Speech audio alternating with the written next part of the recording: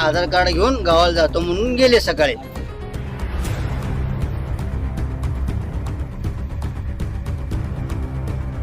मग आमच्या मुलीला विचारायचं काम आहे आमचं कोण आहे म्हणून. भाऊ आहे म्हणले.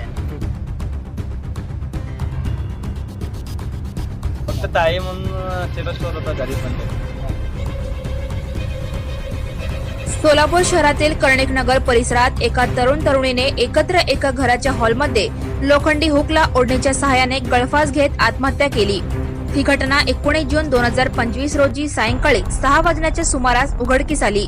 दोघांची नावे समोर आली असून त्या तरुणाचे नाव रोहित भीमू ठणकेदार, वय वर्ष 23, राहणार शांतीनगर मड्डी वस्ती सोलापूर, व तरुणीचे नाव अश्विनी विरेश केशापुरे, वय वर्ष 23, राहणार बागलकोट कर्नाटक असे आहे. घटनेची माहिती मिळताच घटनास्थळी पोलीस दाखल झाले व दोन्ही मृतदेह सोलापुरातील शासकीय रुग्णालय अर्थात सिव्हिल हॉस्पिटल या ठिकाणी